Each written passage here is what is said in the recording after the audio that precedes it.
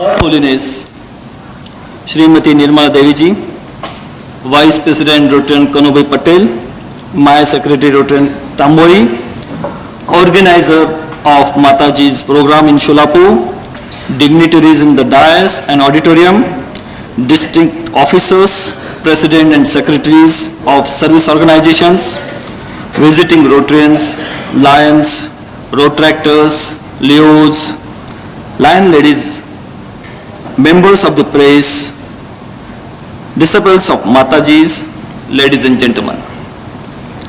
I am proudly pleased to welcome you all at this open meeting identifying with the community service.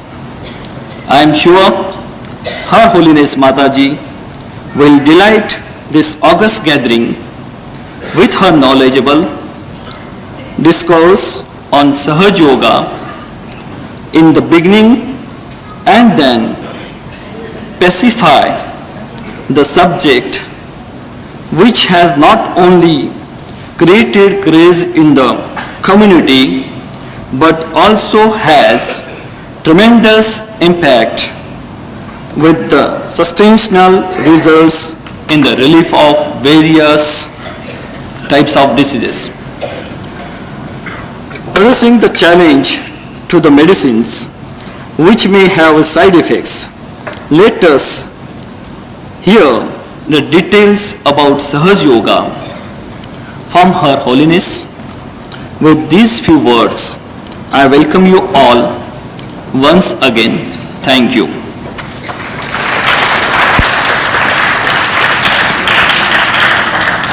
Now, as a protocol, one must know the biodata or description of Mataji. So, I request on behalf of our club, the intimate to the Mataji, Dr. Morris, to introduce today's Her Holiness Mataji.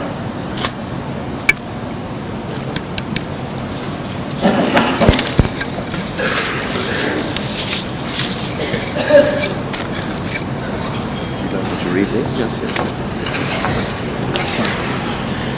Ladies and gentlemen, I have great honor in introducing Her Holiness Srimati Nirmala Devi Ji. Her Holiness Mataji was born on the 21st of March 1923 at Chindwara, a small hill station near Nagpur in the heart of India.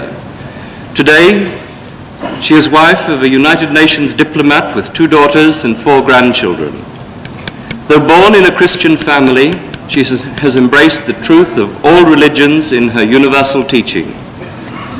On the 5th of May 1970, Mataji witnessed the Sahasrara Chakra of the Virata open. The Virata is the universal being, God's manifested aspect in whose image we are made. Each chakra's opening in his spiritual instrument heralds a new stage in our evolution, as it creates the same potential in our own. The last chakra to open before this time was Agnya, which opened with Christ's resurrection. With the opening of Sahasrara, Her Holiness Mataji knew that it was time for man to rise into his destined station, into the glory of the kingdom of God. In spite of her undoubted power and profound depth of spiritual knowledge, Mataji remains a woman of extraordinary humility, a font of wisdom and common sense, and a constant source of laughter and delight.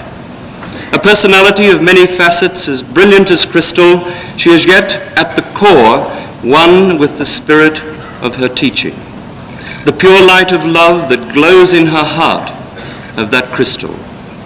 Many thousands of disciples now practice her technique of Sahaja Yoga, meaning inborn technique, by which their lives have been transformed, individually and collectively fulfilled, and have become dynamic, compassionate, and wise through the implementation of vibratory awareness in their daily lives.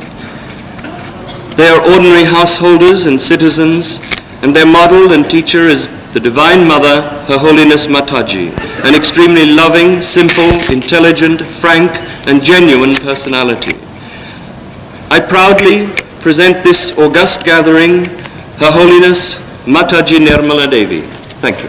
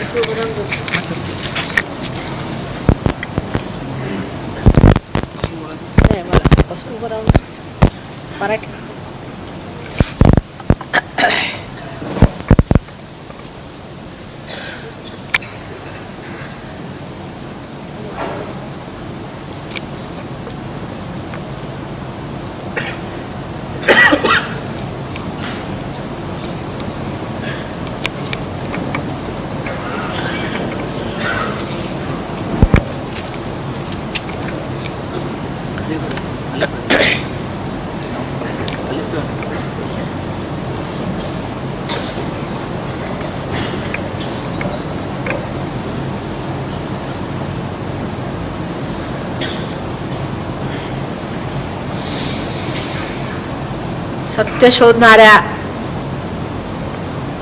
सर्व कर्मवीरांना माझा नमस्कार असो.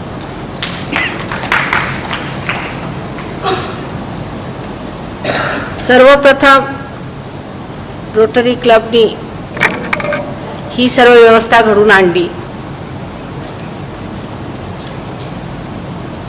आणि इतक्या मोठ्या प्रमाणावर सहयोगासाठी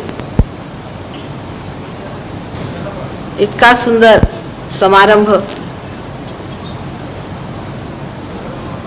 घडवला त्याबद्दल मी त्यांचे हार्दिक आभार मानते.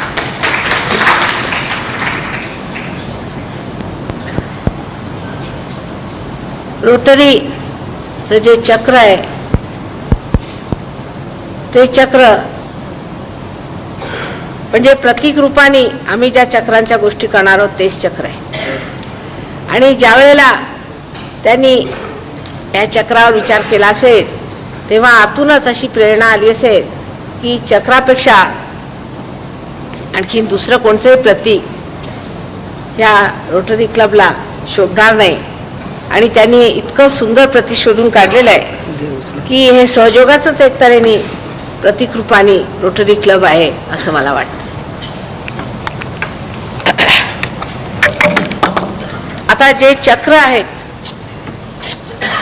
ज्यांच्याबद्दल आता आपल्याला सांगण्यात आलं की आपल्यामध्ये चक्र आहेत आणि सगळ्यात शेवटलं चक्र जे ज्याला हे सहस्त्रार असं म्हणतात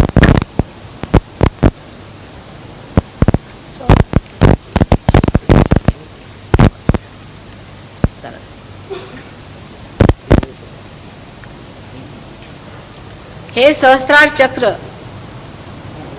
शेवटी उघडण्यात आलं आणि उघडलं गेलं. हे चक्र जे आहे सातवं चक्र जे आपल्या डोक्यावर आपण बघत असाल इथे जे त्रिकोणाकार आकृतीमध्ये चक्र दिसून राहिलंय ज्याला आपण असं म्हणू लिंबिक एरिया मेडिकल लँग्वेजमध्ये त्याला लिंबिक एरिया असं म्हणतात ते सहस्त्रार. आता सहस्त्रारचा अर्थ होतो 1000 ज्याच्यामध्ये धारा आहेत सहस्त्रार. ह्या 1000 इथे नाड्या आहेत किंवा आपण म्हणूया 1000 नर्व्स आहेत. आता डॉक्टर म्हणतील की तिथे इतक्या नर्व्स नाहीत किंवा इतक्या आहेत पण खरं आहेत 1000. आणि ह्या नाड्या काय कार्य करत असतात आणि कशा कार्यान्वित असतात ते आपल्याला मज्जातंतूतनं ते कसे कार्यवहन करत असतात ते बहुतेक मेडिकलच्या लोकांना माहिती आहे. पण तरी सुद्धा जे काय माहिती आहे ते फार थोडं माहिती आहे, त्याच्या पलीकडचं माहीत नाही. आणि ह्या 1000 नाड्यांचं काम वेगळं वेगळं कसं असतं आणि ह्या 1000 नाड्यांचा उपयोग कसा करायचा तो तेव्हाच माहीत होतो जेव्हा त्या नाड्यांवर आत्म्याचा प्रकाश येतो. आत्म्याच्या प्रकाशाशिवाय आपण आपलं आयुष्य काढून राहिलोय. म्हणूनच आपल्याला आपल्या आतल्या ज्या नर्व्स आहेत किंवा आपले जे ऑर्गन्स आहेत त्याच्याबद्दल काहीही माहिती नाही. जी माहिती आहे ती अशी आहे की एखाद्या डॉक्टरने सांगावं की तुमचं हे खराब झालं तर आपल्याला वाटतं हो बरं हे खराब झालं. पण जर त्या माणसाला विचारलं की तुला काही दिसतंय का, तुला काही जाणीव आहे का, तर त्याला कशाचीही जाणीव नसते. त्याला कारण असं आहे की अंधारात जो मनुष्य बसलेला असेल त्याला जर तुम्ही सांगितलं की ह्या खोलीचा रंग हिरवा आहे, तर तो म्हणेल बरं हिरवा आहे. तुम्ही म्हणाल ह्याचा पिवळा आहे, तो म्हणेल पिवळा आहे. कारण त्याला स्वतःला दिसत नाही. म्हणून आधी आपल्यामध्ये हा प्रकाश यायला पाहिजे. आणि हा प्रकाश येणार कसा? हा प्रकाश आला पाहिजे, त्या प्रकाशातच आपण बघू शकतो. आणि तो प्रकाश आपल्या आत्म्याचा आहे असं सर्व गुरुजनांनी सांगितलेलं आहे. अर्थात सायन्सचे लोक म्हणतील की आमचा काही विश्वास नाही, असा काही प्रकाश वगैरे नसतो माताची. तरी सुद्धा मेडिकलमध्ये त्याला ऑटोनॉमस नर्वस सिस्टम असं म्हणतात. आणि तेव्हा जर विचारलं की बाबा हे ऑटो कोण आहेत, तर ते म्हणतील ते आम्हाला माहित नाही, आम्ही त्याला ऑटो म्हणतो. आम्ही त्याच ऑटोला आत्मा म्हणतो, फक्त शब्दांचा फरक आहे. पण ते इंग्लिशमधनं आलं की आपल्याकडे सगळे मान्य करतात. ऑटो आहे ना, स्वयंचालित. ऑटोनॉमस अर्थ होतो स्वयंचालित. स्वयं म्हणजे काय? तुम्ही म्हणजे कोण? तुम्ही म्हणाल ही माझी गाडी आहे, हे माझं घर आहे, हे माझं शरीर आहे, हे माझं मन आहे, ही माझी बुद्धी, हे माझा अहंकार, हे सगळं माझं माझं जे आहे ते मी नाही. मग हा मी कोण आहे? हा ऑटो कोण आहे? हा आत्मा कोण आहे? हे ओळखून काढलं पाहिजे. म्हणून सर्वांनी सांगितलेलं आहे की सर्वांनी स्वतःचा आत्मा शोधून काढला. एकाने सांगितलं असेल तर त्याचं वर्णन करावं. पण जो कोणी मोठा झाला तो सर्व सांगून गेला की स्वतःमध्ये स्वतःचा आत्मा तू शोध, स्वतःमध्ये स्वतःचा परमेश्वर तू शोध. हे सर्व साधू संतांनी सांगितलंय, रामदासांनी सांगितलंय, त्याच्या आधी मार्कंडेयांनी सांगितलेलं आहे, आदी शंकराचार्यांनी सांगितलेलं आहे, ख्रिस्तानी सांगितलेलं आहे, मोहम्मद साहेबांनी सांगितलेलं आहे, बुद्धाने सांगितलेलं आहे, महावीरांनी सांगितलं आहे. प्रत्येकाने सांगितलं की आपल्यामधला आत्मा ती शोधून काढ. पण ते शोधण्याच्या ऐवजी मनुष्यानी आपली वाटचाल दुसरी धरलेली. धर्माच्या नावावरती आपण किती मंदिरं उभारली, किती देवळं उभारली, मस्जिदं बांधली, तर त्याचा काही उपयोग होत नाही असं स्पष्ट दिसून राहिलंय. कारण नुसती भांडणं होतात.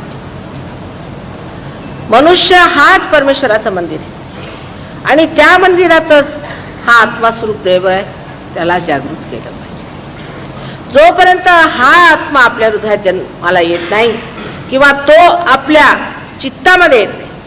चित्त म्हणजे काही नाही, कॉन्शियस माइंड, ज्याला आपण सेंट्रल नर्वस सिस्टम म्हणूया, तोपर्यंत आपल्याला देवळातला देव समजत नाही, मस्जिदीतला रहीम समजत नाही. तोपर्यंत आपल्याला कोणत्याही गोष्टीचा बोध होणं फार कठीण आहे. आता सहज शब्दाचा अर्थ सह म्हणजे तुमच्या बरोबर आणि ज म्हणजे जन्मलेला, म्हणजे तुमच्या बरोबरच जन्मलेला असा हा योग आहे. जसं एखाद्या बीमध्ये, त्या बी मधून जितकी काही झाडं निघणार आहेत त्या सर्वांचं चित्र अत्यंत बारीक सूक्ष्म अंकित असतं. तसंच आपल्यामध्ये सुद्धा हा योग बांधलेला आहे. तो आपल्या उत्थानामध्ये हळूहळू बांधला गेला. आता इथे आपण बघून राहिले आहेत ही चक्र, त्यातली जी पहिलं चक्र आहे हे चक्र कुंडलिनीच्या खाली आहे. हे लक्षात ठेवलं पाहिजे की पहिल्या चक्राचा भेद करावा लागत नाही. पहिलं चक्र जे आहे ते चक्र त्या ठिकाणी मानव कार्बन ॲटमच्या सुरुवातीला येतो. म्हणजे काय की जेव्हा कार्बन हा ॲटम तयार झाला तेव्हाच जीवधारणा सुरू झाली. तर हा जीवधारणेचं चक्र आहे आणि त्यावेळेला त्या स्थितीमध्ये मानव हा अबोध आहे, इनसेंट. म्हणून हे चक्र आपल्या अबोधितेचं आहे, इनसेन्स आहे आणि श्री गणेशाचं आहे. ह्या चक्रामध्ये श्री गणेश बसलेले. आता आपण लोक फार सुशिक्षित झालो आणि आपल्याला फार शिक्षण झालेलं आहे, तेव्हा आहेत बुवा गणपती कुठेतरी ठेवलेले, चला नमस्कार करून चला, देवळात दिसले तर नमस्कार केला, झालं. तशातली गोष्ट नाही आहे. गणपती आपल्यामध्ये आहेत आणि ते ह्या चक्रावर बसलेले आहेत, पहिल्या चक्रावरती. आणि ते ह्या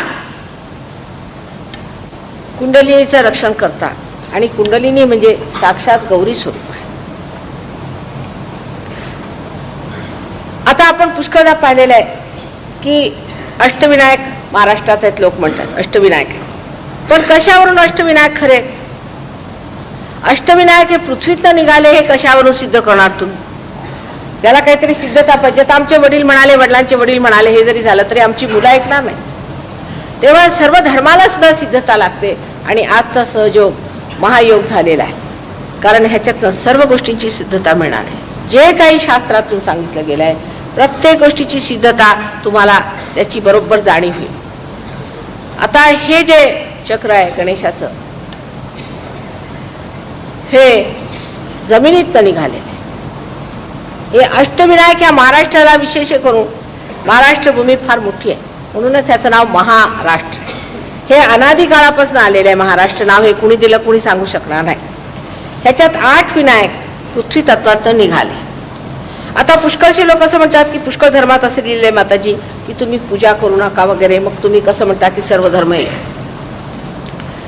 तुम्ही जर बायबल वाचलं तर बायबलमध्ये असं नाही लिहिलं तुम्ही मूर्तीपूजा करू नका. पण त्याच्यात असं लिहिलं आहे की जे काही पृथ्वी तत्वानी बनवलं आहे किंवा आकाश तत्वानी जे बनवलेलं आहे त्याच्या मूर्त्या घडवू नका आणि त्या पूजू नका. आता किती फरक आहे समजमध्ये.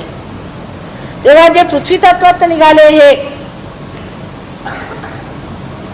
ज्याला आपण जागृत म्हणतो असे अष्टविनायक आहेत. आता आपल्याला काय माहिती आहे जागृत आहे किंवा नाही? त्याची काही ओळख आहे का? कसं जाणू शकणार आपण? पण एखादा संत साधू तो सांगेल जागृत स्थान आहे हे नाही.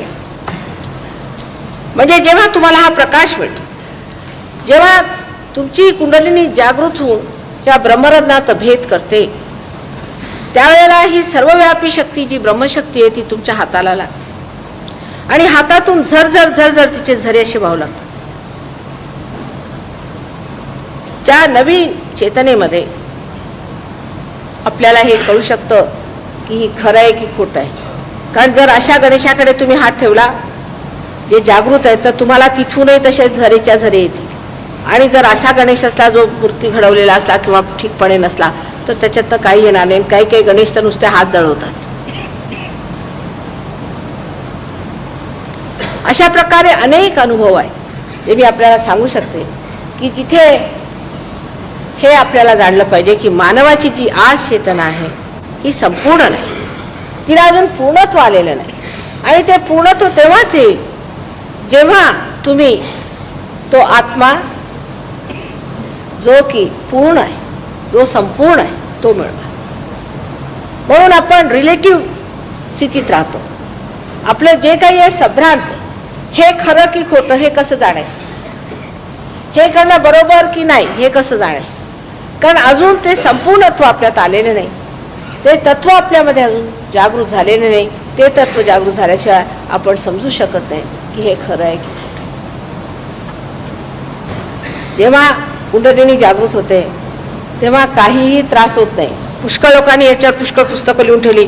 मी ती वाचली लहानपणी तर मला अगदी आश्चर्य वाटलं की वाटेल ते लोक वाटेल त्याच्याबद्दल लिहितात. देवाबद्दल म्हणजे हिटलरने सुद्धा काहीतरी म्हटलेलं आहे. म्हणजे देव म्हणजे प्रत्येकाला असं वाटतं की काय म्हटलं तरी त्याला काही कायद्याने कुणी धरणार नाही. तेव्हा वाटेल ते म्हणा, वाटेल ते लिहा. तसंच कुंडलिनीबद्दल वाटेल ते लिहून ठेवलेलं आहे. आता हे जे लोक सांगतात की कुंडलिनी त्रास होतो वगैरे ते याचं एवढंच एक कारण असेल की ह्या लोकांना कुंडलिनी कशाशी खातात ते काय माहीत नाही आणि काहीतरी गडबड केल्यामुळे त्या अशा भानगडी उत्पन्न होतात. समजा जर आपल्याला इलेक्ट्रिसिटीची काही माहिती नसल्यामुळे भलत्या ठिकाणी हात लावला आणि आपल्याला शॉक बसला तर त्याच्यात दोष अज्ञानाचा आहे असं समजलं पाहिजे. पण प्रत्येकाने उठून सुटून देवाबद्दल आणि कुंडलिनीबद्दल लिहावं आणि एवढी हिंमत करावी म्हणजे सुद्धा एक तऱ्हेचं मला आश्चर्य वाटतं. असो, जे काही तुम्ही आजपर्यंत कुंडलिनीवर वाचलेलं आहे किंवा असले भयंकर प्रकार वाचलेले आहेत तसं काहीही नसतं. 6व्या अध्यायामध्ये श्री ज्ञानेश्वरांनी कुंडलिनीबद्दल उल्लेख केलेला आहे आणि सांगितलेलं आहे की अशी कुंडलिनी असते आणि ती अशी औटवर्णे घेऊन बसलेली असते आणि कुंकुमाने नाहलेली अशी दिसते वगैरे वगैरे सगळं वर्णन केलेलं आहे. पण ते त्यांनी पूर्णत्वाने किंवा पूर्ण विस्तारपूर्वक त्याच्यात लिहिलं नाही. पण आजच्या सहयोगाचं स्वरूप मात्र पसायदानमध्ये त्यांनी लिहून ठेवलेलं आहे. त्यांनी स्पष्ट लिहिलेलं आहे की जेव्हा हे होईल तेव्हा दुरितांचे तिमिर जाव, जे परमेश्वरापासून दुरावलेले आहेत त्यांना प्रकाश मिळेल. ब्रह्माचं एकत्व होईल. ब्रह्म हे सगळीकडे सामावलेले आहे. प्रत्येक अणुरेणूमध्ये ब्रह्म आहे. आता आपण जर सल्फर डायऑक्साईड घेतला तर त्याच्या जर परमाणूमध्ये आपण पाहिलं तर सल्फर आणि ऑक्सिजन ह्याचे दोन्ही परमाणू असे सारखे व्हायब्रेट करत असतात आणि त्या व्हायब्रेशन्सला कोण चालत कोण करतं? ही ब्रह्मशक्तीच करत असते. ह्या ब्रह्मशक्तीचे अनेक प्रकार आपण रात्रंदिवस बघत असतो, पण आपल्याला त्याची कल्पनाच येते.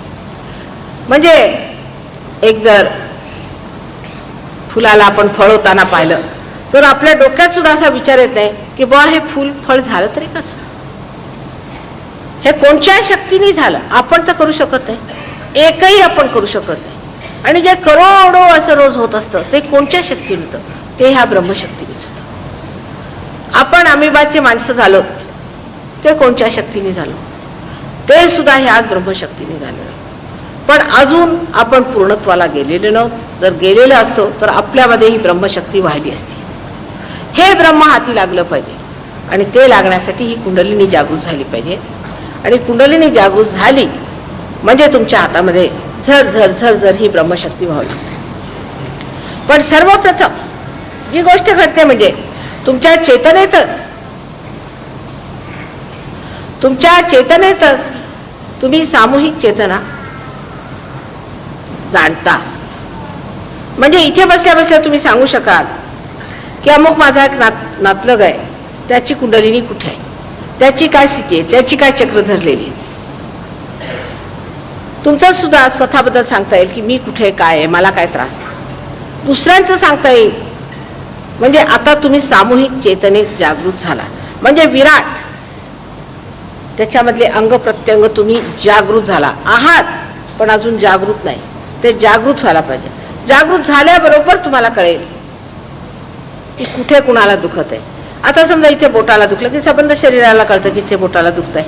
सारं शरीर धावून येतं त्याला नीट करण्यासाठी.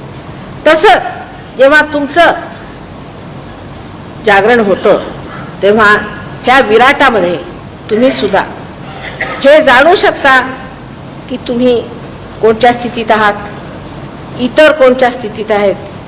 त्याशिवाय सहयोगावर पुढे थोडीशी मेहनत केल्यावर हेही तुम्ही समजू शकाल की हे ठीक कसं करायचं. पण सगळ्यात मुख्य म्हणजे आत्म्याचं स्वरूप हे सच्चिदानंद आहे. आत्म्याचं स्वरूप हे सच्चिदानंद आहे असं म्हणतात. पण ते आहे काय? गौड बंगाल सच्चिदानंद आहेत म्हणून सगळे सांगत असतात. पण सच्चिदानंद म्हणजे काय? पहिल्यांदा हे सत्य आहे. आता आपण म्हणतो हे सत्य आहे, ते सत्य आहे, हे बघितलं की ते सत्य आहे. आदिशंकराचार्यांनी सांगितलं की फक्त ब्रह्म सत्य आहे, बाकी सगळं असत्य आहे, बाकी सगळा भ्रम आहे. त्याचा अर्थ काय? हे सत्य आहे आणि बाकी सगळा भ्रम आहे म्हणजे काय?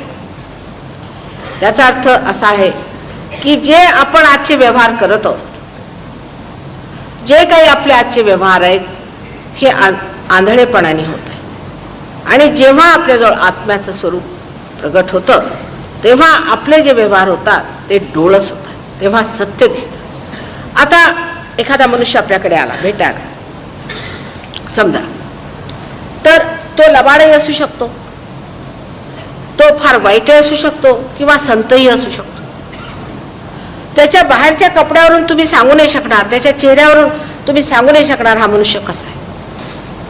सत्य तुम्ही जाणलेलंच नाही, कारण जे काही बाह्यातलं आहे ते दिसतं. चांगला सूट बूट घालून राहतो तुम्ही साहेब आहे, घरात येईल आणि सगळं सामान पळून घेऊन जाईल, मग कळेल की साहेब पळून घेऊन गेले सामान. तसं झालंच आहे, पूर्वी सुद्धा आले होते साहेब बरेच आणि बरंच पळवूनही घेऊन गेले. पण आता आपण ओळखायचं कसं? ओळखण्याची पद्धत सहयोगानंतर फक्त तुम्ही तो मनुष्य आल्यावरच कळेल की हा मनुष्य गडबड आहे. कारण तुमची चक्र धरती. चक्र म्हणजे तुमचं काय बॅरोमेट्रिक आहे. किंवा तुम्ही म्हणा की जेव्हा आत्म्याचं दर्शन तुमच्या चित्तात होतं तेव्हा तुम्ही एक कॉम्प्युटर सारखे होऊन जाता. आता समजा हे मशीन आहे, हे आम्ही मेन्सला लावल्याबरोबर ह्याचा वापर होऊ लागला. तसंच एखाद्या कॉम्प्युटरला तुम्ही मेन्सला लावल्याबरोबर ते कॉम्प्युटर बोलू लागतं. आणि ते सांगू लागतं हे ठीक आहे की हे नाही. म्हणजे सत्य आत्मा सांगतो. सत्याला त्याची पारख, सत्याची पारख फक्त आत्म्याला असते. आणि काय सत्य आहे ते आत्मा सांगतो. त्याच्या आधी आपण जे काही बुद्धीने विचार करतो तो आपला सीमित आहे, त्याला लिमिटेशन्स. तो सीमित विचार असतो आणि त्या सीमित विचाराला आपण कुठवर घेऊन जाणार. पण ही शक्ती असीम आहे, असीम आहे, सगळीकडे पसरलेली ही शक्ती. आणि हिचे कार्य जर तुम्ही बघा तर अगदी सांगता येण्यासारखं, शब्दामध्ये सांगता येण्यासारखं प्रचंड आहे याचं कार्य. जसे तुमच्याकडे टेलिकम्युनिकेशन्स आहेत आणि तुमच्याकडे वायरलेसेस आहेत, हे सगळं काही आहे, तसं सगळंच्या सगळं आहे त्याच्यात. आणि इतकं मजेदार येते की आश्चर्य वाटतं की लहानशा एका हालचाली, बोटाच्या हालचालीनेच तुम्ही सगळं हलवू शकता. तेव्हा आतापर्यंत आपण जे जाणलेलं आहे ते पूर्ण सत्य नव्हे, अर्ध सत्य असेल नाही तर असत्य असेल.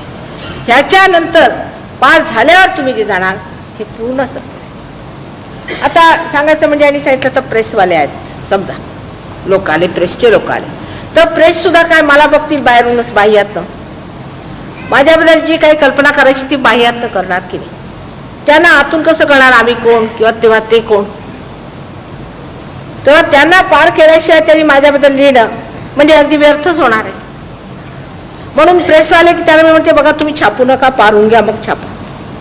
कारण त्याची माझी मदतही होणार नाही आणि काही त्याचा फायदाही होणार. आता बाह्यातलं असं जरूर सांगू शकतात की माताजींनी कॅन्सर रोग ठीक केले, पण त्याला काही अर्थ आहे का? त्याला काहीच अर्थ नाही. केले असतील तर केले असतील, त्याला काही मला विशेष वाटत नाही. कॅन्सर रोग ठीक करणं म्हणजे काय विशेष गोष्ट आहे. कारण असं आहे की जर तुमच्यात जर आत्म्याचा प्रकाश आला तर तुम्ही ठीक करू शकता. प्रत्येक मनुष्य ठीक करू शकतो. आमचे गृहस्थ आहेत राहुरीला, त्या 10,000 माणसांना त्यांनी जागृती दिली आणि मला माहिती किती हजार लोकांना त्यांनी ठीक केलेलं. इथे जे बसले त्या सगळ्यांनी कितीतरी लोकांना ठीक केलेले. आता तर मी कुणाला ठीक करतच नाही मुळे आजार बिजार, कारण ते शारीरिक आहे. शारीरिक धर्म ठीक करणं एखाद्या रिअलाइज सोलला काही मुश्किल काम नाही. मग पुष्कळ लोक सांगते आणि पुष्कळ वेडे लोक होते, मानसिक त्रास होते, ते ठीक केले वगैरे, त्याला काही विशेष नाही. हे सगळं बाह्यातलं आहे, हे सगळं बाह्यातलं आहे. पण त्याचंच एवढं महत्व झालेलं आहे की लोक समजतात हेच फार मोठं आहे की माताजी लोकांना असं ठीक करतात किंवा तसं ठीक करतात. ते सहजच घडतं. त्याच्यासाठी काही मला विशेष मेहनत करावी लागत नाही किंवा त्याच्यासाठी काही विशेष मला काही औषधं करावी लागत नाही किंवा काही नाही. कारण जर संबंध जी शक्ती, जी संपूर्ण शक्ती आहे, ज्याच्यामध्ये संबंध इच्छाशक्ती आहे, संबंध क्रियाशक्ती आहे आणि उत्थान शक्ती आहे, ज्याला आमच्या सहयोगाच्या भाषेत महाकाली, महालक्ष्मी, महासरस्वती असं म्हणतात. ह्या ज्या तिन्ही शक्त्या जेव्हा तुमच्या हाती लागल्या आणि त्याचं समग्र ज्ञान तुम्हाला झालं तर तुम्ही सांगा की हे काही सोपं काम आहे की नाही. दुसरं म्हणजे असं की सायन्समध्ये वगैरे तुम्ही जे जाणता, अर्थात सायन्सच्या आम्ही विरोधात नाही, सायन्सचे उलट फायदेच होतात. आता ह्याच्यावरनं मी भाषण देत आहे हे सायन्समुळेच आहे की नाही. उलट ह्याच्यातनं माझे व्हायब्रेशन जात आहे. पुष्कळदा जर लोकांचं एखादं जास्त चक्र धरलं आणि हे जर मी त्या चक्रावर माझ्या धरलं तर लोकांची चक्र सुटतात. इतकंच नाही, पण टेलिव्हिजनवर समजा आमचा प्रोग्राम केला तर हजारो लोकांची जागृती होऊन लोक पार होतील. पण टेलिव्हिजनवाले आम्हाला फटकू देत नाही जाऊ, त्यांचं आमचं असं वाकडं आहे, त्यांना काय माहिती आहे. अशा प्रकारे प्रत्येक ठिकाणी काय होत आहे की माणसाला जो सायन्सचा लाभ होत आहे तो परमेश्वरानेच करून दिलेला आहे. तो एवढ्यासाठीच की जनसामान्याला त्याचा आत्मा मिळाला पाहिजे. हे परमेश्वराने दिलेलं ज्ञान आहे. आईन्स्टीन सारख्या माणसाने सुद्धा दिलेलं आहे की मी अगदी थकून पडलो होतो, आणखीन मी अगदी कंटाळून गेलो होतो, मला काही समजलं नाही, कुठून तरी अज्ञातात, फ्रॉम समवेअर अननोन, असं अगदी क्लिअर लिहिलेलं आहे. The theory of relativity dawned upon me. रिलेटिव्हिटीची जी थिअरी होती ती माझ्या समोर येऊन उभी राहिली साक्षात. ती कुठून आली म्हणजे परमेश्वरानेच दिली त्याला. जे काही जाणलेलं आहे आपण आहे ते आहेच ऑलरेडी पुस्तकात. जे नाही जाणलं ते कुठून अज्ञातातून येत आहे, आणि ते अज्ञात म्हणजेच काय आहे तर कलेक्टिव्ह अनकॉन्शियस. त्याला आपण मराठीत असं म्हणू की सामूहिक अचेतन. सामूहिक अचेतनातनं जे येतं तेच कॉन्शियस होऊन जातं, चेतन होऊन जातं. ते आपल्यात आलं त्याचं ज्ञान म्हणून आपण ते शोधून काढलं अशातली गोष्ट मुळीच नाही. आपण काहीही शोधून काढू शकत नाही. जे आहे तेच आपण शोधणार की नाही. इकडे लक्ष द्यावे. आपण आपल्याला जे काही दिसतंय तेच तर आपण शोधून काढणार. जे दिसत नाही ते कसलं शोधून काढणार आहोत आपण. तेव्हा जे काही सायन्सचं ज्ञान मिळालेलं आहे ते सायन्सचं ज्ञान सुद्धा परमेश्वराने माणसाला एवढ्यासाठी दिलंय की त्यांनी आपला आत्मा जागृत करून घ्यावा. सर्वप्रथम सायन्सने आपले घरगुती प्रश्न सुटले. म्हणजे आपल्याला वेळ पुष्कळ मिळतो तसं पाहिलं तर. म्हणजे स्वयंपाकाला एवढा त्रास नाही, काही करायचं असलं तर कामाला एवढा त्रास नाही, पटकन सगळं काही होतं, जेवण वगैरेची व्यवस्था चांगली होते सगळं. पण असा फालतू वेळ मिळाल्याबरोबरच माणसाचं डोकं उलट आहे ना. त्याला स्वतंत्रता आहे की तो जाऊन बसतो गुत्त्यामध्ये, घड्याळ बघून जातो. घड्याळ बघून तो जातो अशा ठिकाणी जिथे त्याचा सर्व वेळ बेकार जाणार आहे. अशा रीतीने आपला जो हा अमूल्य वेळ आहे ज्याच्यासाठी आम्ही घड्याळ बांधली तो आपण वाया जाऊ. परमेश्वराने ही व्यवस्था एवढ्यासाठीच केलेली आहे. ही व्यवस्था सर्व एवढ्यासाठी आहे की आपण आपला आत्मा मिळवला पाहिजे. कारण आपलं उत्थान झालं पाहिजे ना. आता आपण माणसं झालो, मानव झालो. ही मानव स्थिती आपल्याला मिळाली आहे. आता ह्याच्यावरची स्थिती मिळालाच पाहिजे. जनावरापासून माणूस झालो, आता माणसाच्या पुढची स्थिती ती मिळाली पाहिजे की नाही. उत्थानात उत्क्रांती ती जर आपल्याला मिळवायची आहे तर काय केलं पाहिजे त्याच्यासाठी.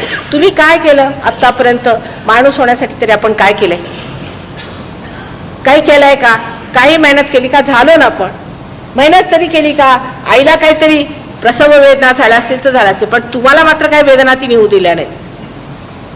तुम्ही व्यवस्थित जन्माला आला. तरी आपण कधी असा विचार करत नाही की परमेश्वराने ही मानवस्थिती का दिली, आणि जर दिली आहे तर ह्याच्या वरची एक पायरी जरूर असायला पाहिजे. आणि सगळे सांगून गेले की ती वरची पायरी जी आहे तिथे तुम्हाला आपल्या आत्माचं दर्शन घडलं पाहिजे. बरं, साधू संतांना लोक मानत नाही, चला कबूल. तर दुसरे तुम्ही सायन्सकडे बघा. आता युंग सारखा मनुष्य जो की मोठा भारी सायंटिस्ट होऊन गेला, त्यांनी स्पष्ट सांगितलं की तुम्हाला आत्मा झाल्याशिवाय होणार नाही. तुमच्यामध्ये कलेक्टिव्ह कॉन्शियसनेस यायला पाहिजे, सामूहिक चेतना यायला पाहिजे, म्हणजे विराटचा अंग प्रत्यंग तुम्ही झालं पाहिजे.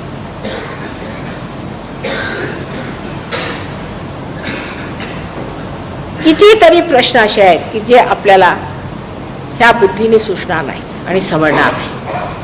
आणि मनुष्य आज संभ्रांत आहे, कन्फ्युजन मध्ये. आणि हा कन्फ्युजन कलियुगात येणार असं अनेक वर्षापूर्वी नलदमयंती आख्यानामध्ये आहे की नलाला एकदी कलीने धरलं आणि फार त्रास दिला. तुम्हाला माहितीच आहे. त्याच्या बायकोचा विरह झाला वगैरे वगैरे. अत्यंत त्याला त्रास दिल्यामुळे काही दिवसानंतर नलाला कलीवर ताबा मिळाला आणि त्याने सांगितलं की तुझा मी आता शिरच्छेद करणार नाही ना, तू येऊच नकोस जगात. तर कलीने असं सांगितलं की बरं बुवा, तुला जे करायचं ते कर, पण माझं जे काही आहे महात्म्य ते तू समजून घे. तुला पटलं तर ठीक, नाही तर तू माझा नायनाट कर. तर माझं एकच महात्म्य आहे, म्हणजे जेव्हा माझं राज्य आहे जगात येईल, जेव्हा कलियुग येईल, त्यावेळेला गिरीकंदरातून भटकणारे हे लोक, हे सर्वसामान्य गृहस्थ जन्माला येतील आणि त्यांना त्यांचा आत्मसाक्षात्कार मिळेल हे सांगितलं. त्याच्यानंतर भृगुमुनी सारखे ज्योतिषी फार मोठे, त्यांनी एक पुस्तक लिहिलेलं आहे, नाडी ग्रंथ. भृगु संगीताच्या आधी ते पुस्तक लिहिलं गेलं आणि त्याचं परत रिव्हिजन झालं 300 वर्षापूर्वी. भुजंदर स्वामी म्हणून त्यांनी केलं आणि त्यांनी स्पष्ट लिहिलं की 1970 साली सहयोग आलाच पाहिजे. आणि सहयोगामध्ये सहजच तुमची कुंडलिनी जागृत होऊन लोकांना असं होणार आहे आणि लोकांच्या सर्व तक्रारी दूर होतील. हे सगळं लिहिलं असून सुद्धा जर आपण म्हटलं की बा आमचा विश्वास नाही, तर भलंच. अहो, तुमचं भलं करायला आलं, त्याच्यात आमचं काय भलं होणार आहे असा सरळ विचार करायचा. आपलं भलं करून घ्यायचं आहे. आपल्याला जर आत्म्याचं दर्शन झालं तर किती फायदे होणार आहे.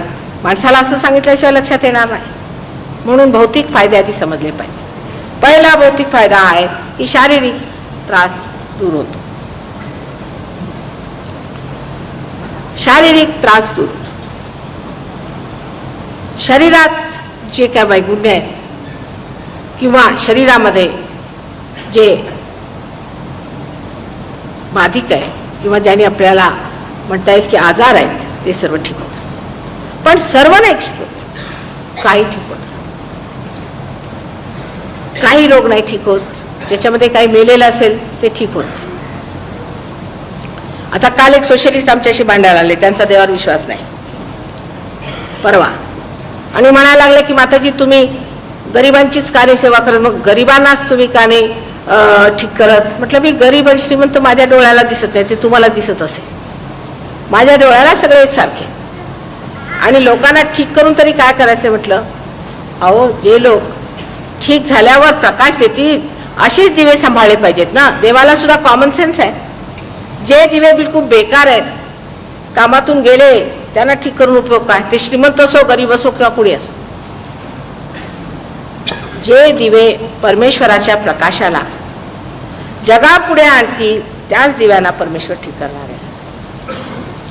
तेव्हा शारीरिक सुद्धा त्रास तुमचे ठीक होतात, पण सगळे आजारी घेऊन येऊ नका हे सांगायचं मुख्य आहे. पहिल्यांदा तुम्ही डॉक्टर होऊन घ्या. तुम्ही डॉक्टर झाल्यावर एक एक मनुष्य हजारो लोकांना ठीक करू शकतो, पण ते ठीक करताना ही भावना राहत नाही माणसाला, तो अकर्मात असतो. त्याला ही भावना राहत नाही की मी याला ठीक केलं, मी त्याला ठीक केलं. फक्त असं वाटतं की काहीतरी जात आहे, काहीतरी येत आहे. जसं हा हे बोट आहे, आता याला काही दुखापत झाली, आपण त्याला असं चोळून काढलं, तर आपण असं थोडी म्हणतो की आम्ही आमच्यावरती फार कृपा केली, असं म्हणतो का. जेव्हा दुसराच कोणी राहत नाही, तुम्ही सामूहिक चेतनेतच जागृत झाल्यावर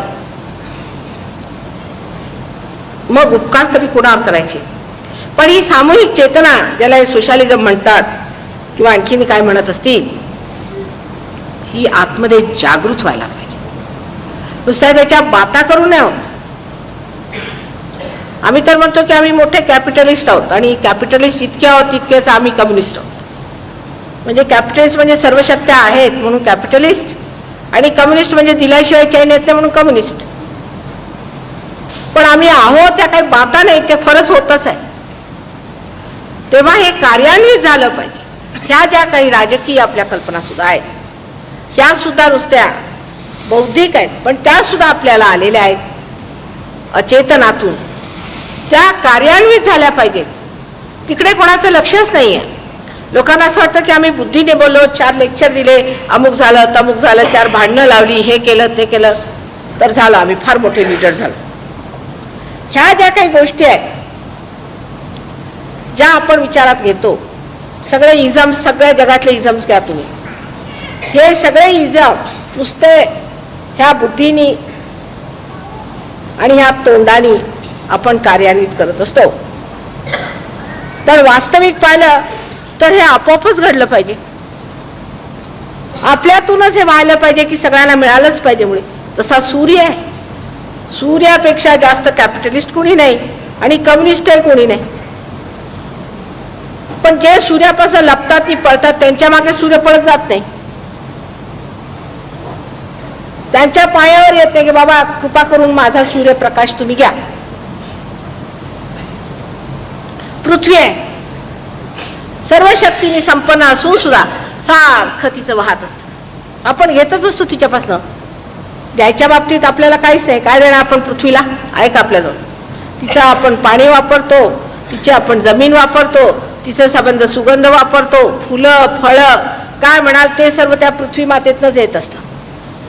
तिला देताना मात्र तुम्ही देऊ शकत नाही, पण पार झाल्यावर देऊ शकता. माणसं जेव्हा पार होतात, दुसरा फायदा हा होतो की आता त्यांनी राहुरीला ॲग्रिकल्चर सेंटरवर काही आमचे शिष्य आहेत, त्यांनी एक्सपेरिमेंट करून बघितलं की जर गव्हाला व्हायब्रेटेड पाणी दिलं तर ते 5 पटीने जास्त, आणि तो गहू इतका सुंदर सकस आणि अगदी मोतीसारखा असा मोठा होतो. त्याच्या पोळ्या इतक्या छान होतात. पण विशेष म्हणजे की तो गहू त्यांनी गोदामात इतर वस्तूंबरोबर ठेवला तर सरकी वगैरे सुद्धा येऊन हे आपले मूषकांना काय म्हणतात, मूषक उंदीर, हा इकडे उंदीर म्हणतात, उंदीरांनी सगळा खाऊन टाकलं. पण ते जे गहू होते त्यांना मात्र दात लावला नाही.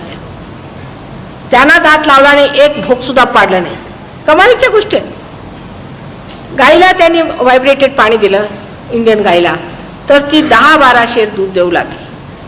पण ह्या ज्या ऑस्ट्रेलियन गाई आहेत त्यांना ते पाणीच आवडत नाही आणि त्यांचं दूध पिऊन मुलं उदंड होतात. पण आपल्या इंडियन गायांचं दूध पिऊन मुलं शांत होतात. आपल्या देशात फार मोठं आहे हो. आपण धर्मावर बसले होते. 3.5 पीठाच्या या महाराष्ट्र भूमीवर तुम्ही बसलात म्हणजे काय, साऱ्या विश्वाची कुंडली तुमच्या पायाखाली इथे आहे. विश्वात सगळ्यात मुख्य कार्य म्हणजे इथेच होऊन राहिलेलं आहे. पण आपल्याला त्याची जाणीव नाही. आपण अजूनही डेव्हलपिंग आपल्यावरती छाप मारलेला आहे ना. आणि डेव्हलपिंग करून ते कोणच्या खाईत जाऊन पडले ते तरी बघायला पाहिजे. थोडं बहुत तरी बघितलं पाहिजे की नाही. त्यांचं डेव्हलपिंग करून कुठे गेले ते बघायला पाहिजे. नाहीतर आंधळ्यासारखे चालले त्यांच्या मागे. आणि तुमचंही तसंच झालं म्हणजे कळेल त्यांची काय स्थिती आहे. ती मला वर्णता येणार नाही. पण एक लहानसं तुम्हाला उदाहरण देते की पूर्वी मी असं ऐकलं होतं की इंग्लंडमध्ये एका आठवड्यात 2 मुलं आईबाप मारून टाकतात. म्हणजे चांगली मुलं, काय असं नाही, आईबाप मारून टाकतात. पण नंतर कळलं की हे चुकलेलं आहे. हे लंडनमध्येच होतं, एका आठवड्यात 2. आता ऐकलंय का तुम्ही कुठे असं? ही माणसं आहेत का काय हैवान आहे? अहो, इतकं जास्त जडवादीपणा पण चांगला नाही. आणि ह्या जडवादीपणाने ह्या लोकांची अशी स्थिती झालेली आहे की त्यांना आपल्या मुलांबद्दल एवढी सुद्धा आस्था नाही. आणि मुलंही तशीच आहेत. ते मुलं सुद्धा आपल्या आईबापांना मारून टाकतात. इतकंच नाही, आपले ग्रँड पेरेंट्सना मारून टाकतात. अगदी खुनशी लोक झालेले आहेत. कोणाशी तुम्ही बोलायला गेले की कुत्र्यासारखे येतात ओरडून. त्यांच्याशी बोलायचं म्हणजे कठीण काम आहे. मी सांगते ते खोटं नाही. आता इतके बसलेले आहेत तिथे, वाटलं तर इंग्लिशमध्ये सांगेन, ते काही नाही म्हणणार नाही. आपण त्यांच्या मागे जे निघालो आहेत अगदी डोळे मिटून, ते बरोबर नाही. त्यांचं काय चुकलेलं आहे? एकांगी सगळी प्रगती आहे. कोणची बुद्धीने केलेली सर्व प्रगती एकांगी असते आणि ती परत फिरते. म्हणूनच सायन्सचे हे घोटाळा झालेला आहे. जर सायन्सला तुम्ही टोटलमध्ये पाहिलं, टोटॅलिटी सायन्सची, तर विध्वंसक आहे. रिटेलमध्ये पाहिलं तर फायदा आहे. पण टोटॅलिटी बघा, विध्वंसक आहे. कारण एकांगी आहे. सायन्स हे एकांगी आहे. सायन्स बरोबर जर हृदय नसलं तर त्या सायन्सला काहीही अर्थ नाही. पण तुम्ही सायन्स एकदा घेतला की हृदयाला स्थान आहे का त्या सायन्समध्ये? शहाणपणाला सुद्धा स्थान नाही. हृदय तर सोडा. ज्याला विस्डम म्हणतात, सुबुद्धी म्हणतात, त्यालाही स्थान आहे. दुर्बुद्धी असली तरी चालेल, सायन्स येलं म्हणजे झालं. त्याच्याही पलीकडे जर गेला तुम्ही तर तुम्हाला आश्चर्य वाटेल की ह्या सायन्सच्या ज्या लोकांनी अत्यंत मोठ्या अशा शोधामध्ये देशांचे लाखोचे लाखो रुपये लावलेले आहेत, करोडो रुपये लावलेले आहेत, ते सगळे नुसते बेकार, वेस्टफुल. त्याला काही अर्थ आहे? आता चंद्रावर गेले, अगदी मला वाटतं बालिश पण आहे. अहो, त्यापेक्षा आपल्या देशात इतर देशांमध्ये जे त्रास आहेत ते ठीक करा. काय करायचे चंद्रावर जाऊन? काय मिळवलं ह्या लोकांनी? अगदी वेड्यांचा नमुना. आपण विचार करत नाही. उद्या आपणही निघणार चंद्रावर मूर्खासारखे. ते जाऊन आले तर आम्ही का नाही जायचं? त्यांचं शेपूट कापलं तर आमचं का नाही कापलं गेलं पाहिजे? थोडा विचार केला पाहिजे. तुम्ही विचारवंत लोक आहात. त्याला काही अर्थ आहे? अशा रीतीने आपले पैसे फेकायचे. हजारो आणि करोडो रुपये अशा रीतीने ॲटम बॉम्ब बनवण्यामध्ये, हायड्रोजन बॉम्ब अमुक तमुक बनवून ठेवलेला आहे. इकडून एखादा जर रशियाने एक जर का दाबला तर संबंध जग नष्ट होईल. तिकडनं अमेरिकेने दाबलं तर सर्व जग नष्ट होईल. हे काही शहाणपणाचं लक्षण आहे का? कोणत्या तरी जनावरांचं तुम्ही असं पाहिलेलं आहे का की ते अशा रीतीने वागतात? पण ह्याला सर्वाला कारण एकच आहे.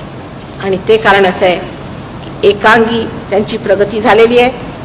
त्यांची सर्वांगीण प्रगती होणं फार कठीण का? कारण ते एका ह्याला वाहून गेले. पण आता त्यांच्या लक्षात आलेलं आहे की काय खाईत आपण पडतोय आणि ते परत येते. पण आपण मात्र याला शॉर्ट सर्किट केलं पाहिजे, कारण आपल्या देशात धर्माचा मोठा ध्वज आहे. आपल्या देशाला जे मिळालेला वारसा आहे, जे आपल्या देशाला ज्ञान मिळाले तिकडे दृष्टी करा. हे मुळातलं ज्ञान आहे, ते फक्त झाड आहे. झाड नसलं तरी चालेल, मूळ पहिल्यांदा पाहिजे, तेव्हा तिकडे लक्ष दिलं पाहिजे. ते आपण आत्मसात केलं पाहिजे. ते सोपं काम आहे. आम्ही सुद्धा त्यांच्याच लोकांच्या बरोबर राहून सगळं शोधून काढलेलं आहे ना, मग तुम्हाला काय कठीण जाणार आहे. तेव्हा हे शोधून बघा. काहीतरी इंडियन आहे म्हणजे सगळं खराब नाही आहे. त्यांच्या मशिनी चांगल्या असतील पण माणसं अगदी बेकार. आपले माणसं चांगले आहेत आणि मशिनी बेकार. त्यातलं तुम्हाला काय चांगलं पाहिजे ते सांग. अशा रीतीने आज मी तुमच्या समोर जेवढं काही थोडक्यात सांगायचं टाईम झाला ना. अच्छा, तर मी थोडं बहुत आपल्याला सांगितलं, कारण हा विषय फार मोठा आहे. आपल्याला माहितीच आहे की ज्ञानाचं भंडार आहे आणि हजारो माझे लेक्चर झालेत, हजारो. आणि तरी सुद्धा सर्व सांगतात की माताजी तुम्ही नेहमी नवीनच सांगत असतात वगैरे वगैरे. असो, काही असलं तरी तुम्हाला काही प्रश्न असले तर मला विचारा. आणखी प्रात्यक्षिक हवं असलं तर तेही आपण करूया. ते सगळ्यात चांगलं. प्रश्न विचारण्यात काही अर्थ नाही, कारण हे काय बुद्धीचं काम नाही आहे, बुद्धीच्या पलीकडचं काम आहे. कुंडलिनीचं जागरण हे बुद्धीच्या पलीकडचं आहे. थोडक्यात मी तुम्हाला जे काय सांगायचं ते सहयोगाबद्दल सांगितलं आहे. आणि आपल्याला वाटलं तर आपण पुस्तकं सुद्धा घेऊ शकता, पण आमची पुस्तकं इतकी संपून गेली आहेत की आपण जर ॲड्रेस दिले तर आम्ही आपल्याकडे पुस्तकं पाठवून देऊ. तसं सोलापूरला एक चांगलं सेंटर आम्हाला उघडायचं आहे. त्याची जरा आपण मदत करा. म्हणजे पैशाने काय नको, त्याला पैसे लागत नाही ह्याला, पण एखादी जागा जर मिळाली तर एक चांगलं सेंटर इथे आम्ही काढू शकतो आणि त्या सेंटरची चालना होऊ शकते. आणि इथे लोक येऊन तुम्हाला सांगू शकतात आणि तुम्ही ह्याच्यामध्ये प्रवीण होऊ शकता, अगदी प्रवीण. काही कठीण काम नाही. तर इथले फार मोठे एक सहयोगी आहेत आमचे, आनंद दामले म्हणून. त्यांनी एक मराठीत पुस्तकसुद्धा लिहिलेलं आहे. इतकंच नाही पण पुष्कळ कविता वगैरे केलेल्या आहेत. आणि ते मुंबईला असतात, इंजिनियर आहेत, पण सहयोगामध्ये अगदी पट्टीचे सहयोगी आहेत. तसं दिसायला अगदी तुमच्यासारखे साधेच वाटतील तुम्हाला, पण अगदी पट्टीचे सहयोगी आहेत. त्या सहयोगीचा अर्थ असा असतो की ज्यांनी परमेश्वराला मिळवलं, आत्म्याला मिळवलेलं आहे आणि ज्यांनी त्याचं संबंध ज्ञान जिंकलेलं आहे. म्हणजे कसं की योगाला दोन अर्थ आहे, योग आणि कौशलम. तो आधी तर योग घडला पाहिजे, म्हणजे तुमच्यामध्ये कुंडलिनी जागृत होऊन ब्रह्मरंध्रातनं छेदली पाहिजे. आणि त्याच्यानंतर त्याचं कौशलम आलं पाहिजे, म्हणजे त्याचं डेफ्टनेस आला पाहिजे. ते जर आलं तर मग तुम्ही सहयोगी झाला. आणि ह्याला काय आम्ही सर्टिफिकेट्स देत नाहीत किंवा काय नाही, पण सहयोगी कोण आहेत ते आम्हाला माहिती आहे. अशा प्रकारे ह्याच्यामध्ये सुद्धा स्टेजेस येतात आणि ते एकदा तुम्ही गाठलं म्हणजे तुम्ही अनेक लोकांवरती उपकार करू शकता. इतकंच नव्हे, उपकार तर होत नाही असं मी सांगितलं, पण अनेक लोकांचं भलं करू शकता आणि स्वतःचंही भलं करू शकता आणि संबंध देशाचं भलं होऊ शकतं. इतकंच नव्हे पण संबंध मानव जातीचं ह्याच्यात भलं होणार आहे. कृष्णाने सांगितलं योगक्षेम वहाम्य, म्हणजे योग झाल्यावर क्षेम होईल. त्याच्या आधी विठ्ठल विठ्ठल करण्यात काय अर्थ नाही. आधी योग, आधी कनेक्शन करून घ्या. उगीच त्याच्या नावाने ओरडा करून काय होणार नाही, कारण जर कनेक्शनच झालेलं नाही तर इकडून टेलिफोन काय करायचा. तर एकदा तुम्ही योग मिळवून घ्या. पुष्कळ लोकांना भक्तीचं फार आहे. भक्ती करून तरी एवढी वेड्यासारखी भक्ती नाही केली पाहिजे की साक्षात येऊन ठाकले तरी कुणी ओळखायला तयार नाही. अशा भक्तीला काय अर्थ, आंधळी भक्ती आहे ती. तेव्हा भक्तीला सुद्धा डोळसपणा यायला पाहिजे. आणि ही वेळ आलेली आहे, फार सुंदर वेळ आलेली आहे, बहारीची वेळ आहे. हजारो लोक पार होत आहेत आणि तुम्ही सगळ्यांनी पार होऊन घ्यावं अशी माझी नम्र विनंती. त्या पलीकडे जर काही कोणाला विचारायचं असलं तर प्रश्न विचारा. नंतर होणार नाही, नंतर बेकार झालं. आधीच विचारून घ्या. एक ज्यांना प्रश्न विचारायचे असतील त्यांनी एकानंतर एक विचारावे, कारण ज्याच्या लिहून दिले तर फारच चांगलं. आणि त्याच्या आधी मी माताजींना विनंती करतो की काही लोकांची अपेक्षा कॅन्सर, किडनी, लिव्हर या डिसिजेसवरती आपल्या ज्या सहज योगाचा जो उपचार म्हणून जो आपण करता त्याची थोडक्यात जर त्यांना कल्पना दिली तर प्रश्न विचारायला बरं पडेल.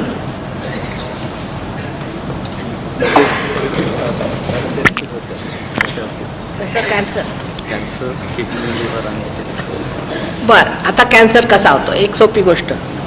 डॉक्टर्स मानव अथवा न मानव होतो असाच आणि आम्ही ठीकही केला. तर कॅन्सर होण्याचं कारण म्हणजे ही चक्र आहेत ना आपल्यामध्ये, ह्या चक्रातून जर एखाद्या चक्रावर खूप ताण पडला, सिम्पथॅटिक नर्वस सिस्टम म्हणजे अशी मध्ये आहे आणि डावीकडे आणि उजवीकडे अशा दोन सिम्पथॅटिक नर्वस सिस्टम म्हणजे इडा आणि पिंगला नाडी त्या त्याच्या सूक्ष्म नाड्या आहेत आणि बाहेर जडामध्ये त्याला सिम्पथॅटिक नर्वस सिस्टम म्हणतात. तर डावी साईड आपली जी आहे ही भावनेची साईड आहे, इमोशनल साईड आहे आणि आपलं पास्ट आहे म्हणजे आपलं गत आहे किंवा भूत आहे आणि उजव्या साईडला आपलं भविष्य आहे. इकडे तुमची जी फिजिकल किंवा ज्याला शारीरिक म्हणता येईल आणि बौद्धिक ज्याला मेंटल म्हणता येईल ही साईड आहे. तर जेव्हा ह्या दोन साईडवरनं कोणत्याही ह्याच्यावर ताण फार पडला तर ही चक्र जी असतात ह्याच्यामध्ये देवता आहेत आणि त्या देवता रुष्ट होतात आणि रुष्ट होऊन झोपी गेल्या म्हणजे ह्या चक्राचा संबंध पूर्णत्वाशी तुटतो. म्हणजे असं म्हणता येईल की जे आपलं मज्जातंतू आहेत त्याच्यामध्ये ही चक्र आहेत आणि त्यातला एक जर देवता झोपला की त्याचा संबंध त्या चक्राचा संबंध इतर चक्रांशी तुटतो आणि आपल्या बुद्धीशी तुटतो, आपल्या अहंकाराशी तुटतो, सर्व तऱ्हेने तुटतो.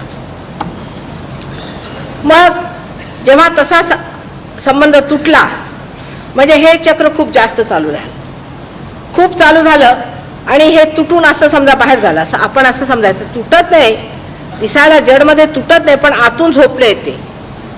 तेव्हा काय होतं की इकडची साईड किंवा इकडची साईड अति चालू झाली म्हणजे त्याच्यात काय वाईट आहे, आम्ही सगळ्यात चांगले हुशार आहोत असे ह्याची सेल्फ समजू लागते. ते पेशा आहेत ना त्या सुद्धा माणसासारख्या, परमेश्वर म्हणजे काय, आम्हाला काय, ह्याच्यात काय वाईट आहे, त्याच्यात काय वाईट आहे, हे केलं तर काय वाईट आहे, व्हॉट्स रॉंग, हा त्यांचा मंत्र असतो अशा लोकांचा.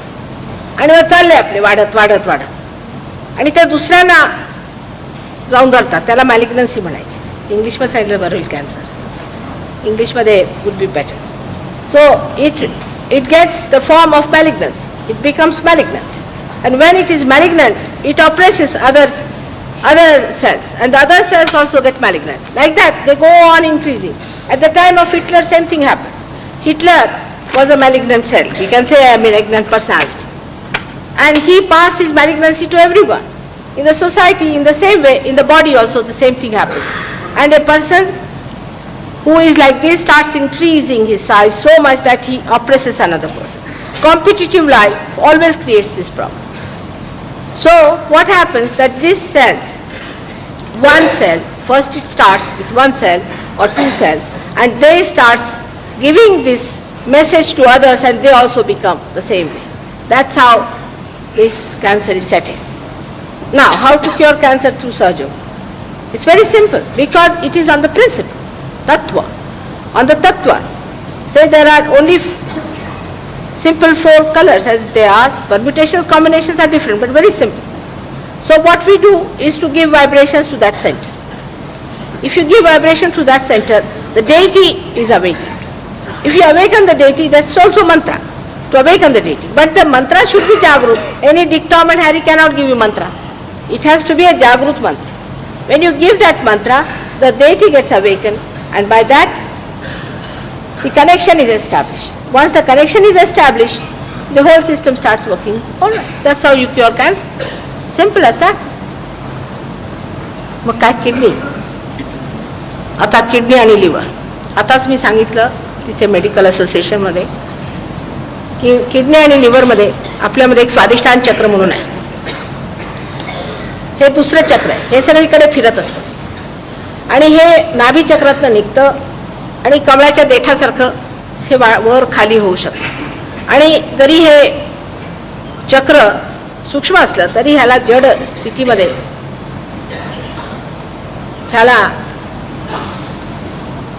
अओर्टिक प्लेक्सस म्हणून एक प्लेक्सस आहे, ते जड स्थितीत बाहेर दिसतं. म्हणजे डॉक्टरांना अओर्टिक प्लेक्सस माहिती आहे पण स्वाधिष्ठान चक्र माहिती नाही. स्वाधिष्ठान चक्र ही सूक्ष्म स्थिती आहे आणि त्याच्यातनं निघालेलं म्हणजे कार्यान्वित झालेलं असं जे जड आहे त्याला अओर्टिक प्लेक्सस असं म्हणतात. आता ह्या प्लेक्ससचं मुख्य काम किंवा ह्या चक्राचं मुख्य काम म्हणजे पोटातला मेद, बुद्धी, जेव्हा आपण बुद्धी फार वापरतो तेव्हा त्या मेंदूसाठी हा मेद त्याचं बरोबर आपण म्हणून ट्रान्सफॉर्मेशन करू किंवा त्याला बदलून मेंदूला जो उपयोगात येईल असा वापरायचा. आता जी माणसं फार विचार करतात त्यांच्याकडे स्वाधिष्ठानाला हेच एक कार्य आहे की सारखं ते सेल्स बदलायचे आणखीन इथे डोक्याला पाठवायचे, त्याला आणखीन काही काम राहतं. आणि त्याला फार महत्त्वाचं काम हे राहतं की त्याचं लिव्हरला बघायचं, परत पॅनक्रियाजला बघायचं, परत स्प्लीनला बघायचं, प्लीहा ज्याला म्हणतात, नंतर किडनीजला बघायचं, युट्रसला सुद्धा. म्हणजे हे सगळं काम राहूनच जातं. हे राहून गेलेलं काम त्यांनी हे त्रास होतात. मुख्य म्हणजे मनुष्य फार जो विचार करतो त्याला कमीत कमी डायबिटीस होईल. म्हणजे निसर्ग त्याला सांगतो बाबा इतका विचार नको करूस, कशाला फालतूचा विचार करतो. म्हणजे उगीच मनुष्य विचार करत राहतो पुढचा विचार. आता इथे बसले तर हा विचार की टॅक्सी मिळेल की नाही, बस मिळेल की नाही. अहो मिळेल तर मिळेल, नाही मिळेल तर नाही मिळेल. इथे बसून विचार करून का उपयोगाचा आहे. सगळं पुढचं. म्हणजे बायकांना सुद्धा सवय असते, मी पुरुषांचंच म्हणत, बायकांना आहे की उद्या आपण भेंड्याचीच भाजी करू आणि भेंडी नसली तर बाजारात. म्हणजे उगीच पुढचा असा विचार करत राहायचा सारखा. जे लोक फ्युचरिस्टिक असतात त्या लोकांना हा रोग होतो. बरं, नंतर म्हणजे साखर न खाऊन डायबिटीज कधीच ठीक होणार नाही, पण विचार न करून होईल. पण आता ते कसं करायचं माताजी असं लोक म्हणते. तर आपल्यामध्ये दोन शक्ती आहेत. डावीकडे इच्छाशक्ती, ती इडा नाडीतनं वाहते, आणि उजवीकडे क्रियाशक्ती, ती पिंगला नाडीतून वाहते. बसा बसा 2 मिनिटं बसा, बसून घ्या. काय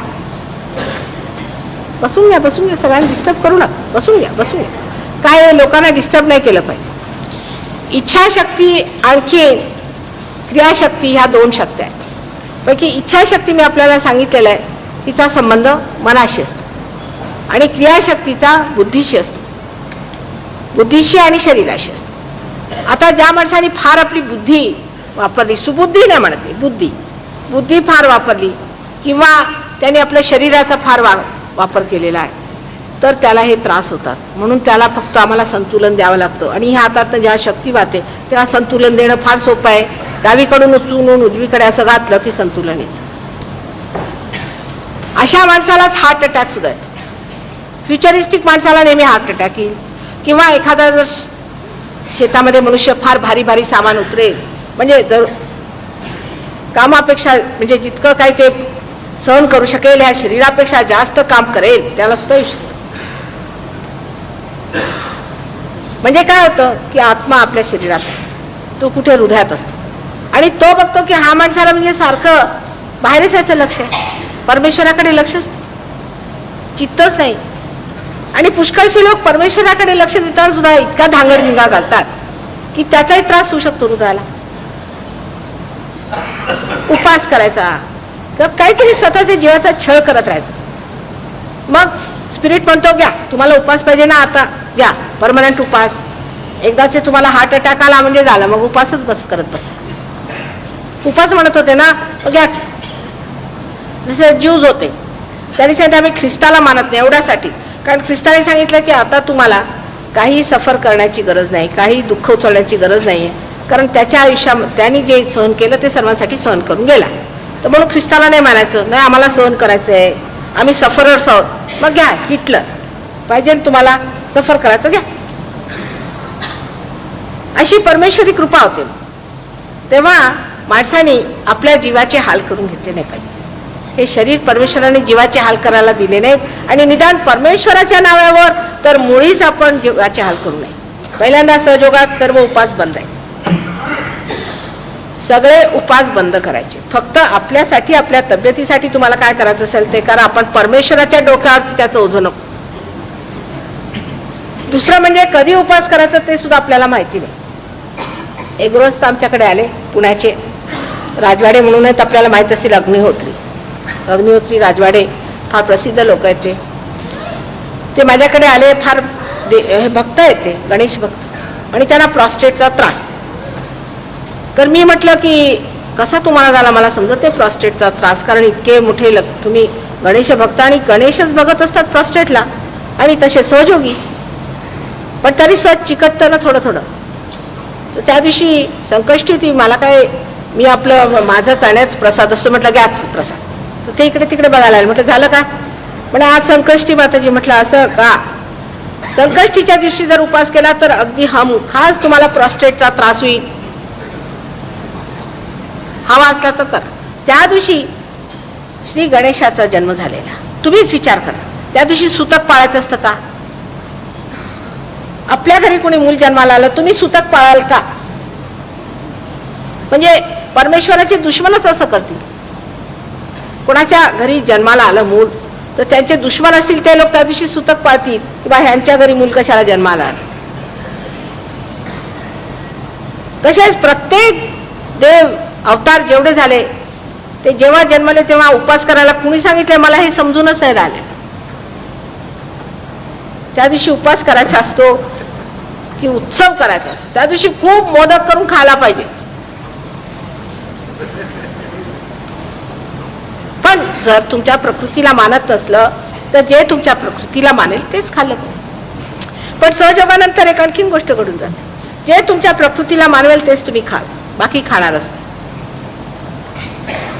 ते सुटतच जातं, आपोआपच घडतं, कारण धर्म जागृत होतो ना. धर्म जागृत झाल्यावरती मग तुम्ही तरी काय करा, धर्मच जागृत झाला तुमच्यात. मग तुम्ही म्हणाल की आम्ही दारू पिऊ, तर पिणारच नाही, तुम्ही पिऊ शकत नाही, एकदम भडकन उलटी व्हायची.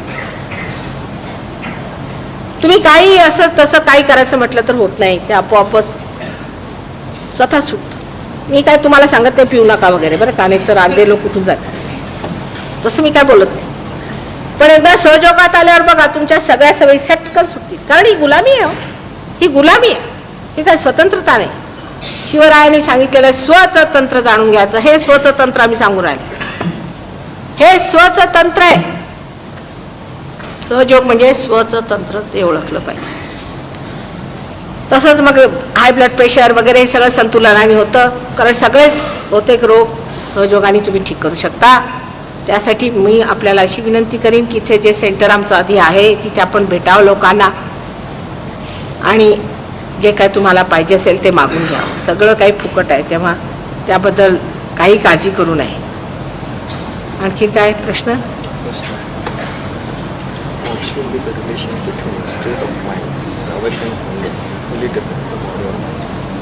नो नो, हां बरोबर. अवेकन कुंडलिनी यांचा प्रश्न असा आहे, व्हॉट शुड बी द, वाचून दाखवा. What should be the relation between state of mind and awakened kundalini? Will it affects the body or mind? Actually it affects everything, but let's see how it works out. Now what is mind also is not a very clear-cut idea. People don't have a clear-cut idea about mind. You see, to them mind means mana or buddhi or ahankar. Now we will make it clear to you that when the Kriya Shakti works and acts, then you create ahankara, that is ego, a balloon-like thing. And when the Manashakti works, then you create the superego in the head. So we have two balloon-like things called ego and superego. When they meet each other and the calcification takes place, that's how the spontaneal bone area becomes hard and we become I, you and you.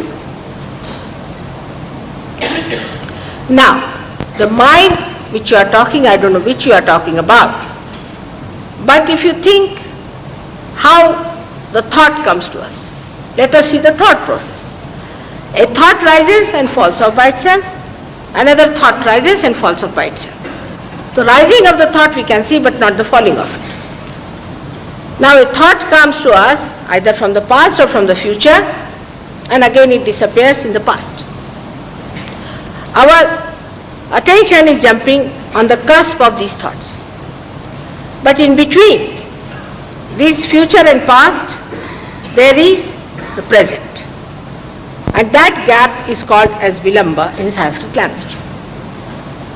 Now what happens when Kundalini rises? These thoughts get elongated and the space between these thoughts becomes wider. So your attention remains in the present. Like if I say you stand in the present, you cannot, because there is no thought, you become nirvichar. You go into the state of nirvichar samadhi, in which you are just without any thoughts, but if you want to think, you can think. You become a sakshi. You start seeing things as if this is a drama going on. The drama is over. That is the state you get. So the ego and superego, both of them are sakti. When the Kundalini rises at the Agya Chakra, these both the things are sakti. Now ego is ahankara and superego is all the papas and all those ideas we have got, the kusamskaras. Everything gets sakti.